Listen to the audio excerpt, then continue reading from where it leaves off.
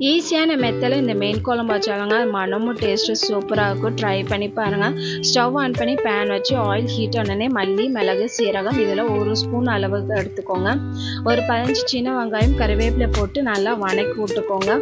ஒரு 5 வரமிளகா, ஒரு 5 பல் பூண்டு நல்லா வதக்கி விட்டுட்டு ஒரு 3 தக்காளி போட்டு ஒரு செகண்ட் வதங்கினதுக்கப்புறம் தேங்காய் போட்டுட்டு ஒரு செகண்ட் வதக்கிட்டு ஆஃப் பண்ணிடுங்க.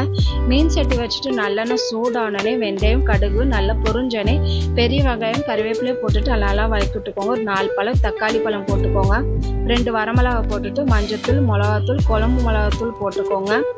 கொஞ்சோண்டு தண்ணி ஊற்றிக்கோங்க. தண்ணி ஊற்றிட்டு உப்பு ஆட் பண்ணிக்கோங்க. உப்பு ஆட் பண்ணிட்டு ஒரு 5 நிமிஷம் நல்லா கொதிக்க விட்டுங்க. நம்ம வதக்கி வச்சுக்க பார்த்தீங்களா, அதையும் அரைச்சிட்டு இது கூட ஆட் பண்ணிடலாங்க. ஆட் பண்ணிவிட்டு கொஞ்சம் தண்ணி ஊற்றிட்டு நல்லா ஒரு 5 நிமிஷம் கொதிக்க விட்டுங்க. கொதிச்சுட்டு அதுக்கப்புறம் பார்த்தீங்கன்னா நம்ம புளித்தண்ணி ஆட் பண்ணிடலாங்க. புளித்தண்ணி ஆட் பண்ணிவிட்டு ஒரு 5 மினிட்ஸ் கொதிச்சதுக்கப்புறம் நீங்கள் உப்பு காரம்லாம் செக் பண்ணிக்கோங்க. நான் கிழங்கா மீன் எடுத்துருக்கிறேன். கிழங்கா மீன் ஒவ்வொன்றா ஆட் பண்ணிக்கோங்க. ஆட் பண்ணிவிட்டு ஒரு 10 பல் பூண்டு, 2 பச்சை மிளகாய் ஆட் பண்ணிவிட்டு ஒரு 15 நிமிஷம் க்ளோஸ் பண்ணி வைங்க. அவ்வளோதாங்க, நம்ம கிழங்கா மீன் குழம்பு ரெடி. லாஸ்ட்டாக மல்லித்தலை போட்டு இறக்கிடுங்க. செம்ம டேஸ்ட்டான இந்த குழம்பு ட்ரை பண்ணி பாருங்கள். அரிசி சமையல் உங்களுக்கு பிடிச்சுன்னா லைக் பண்ணுங்கள், ஷேர் பண்ணுங்கள், சப்ஸ்கிரைப் பண்ணுங்கள். Thank you so much. பை.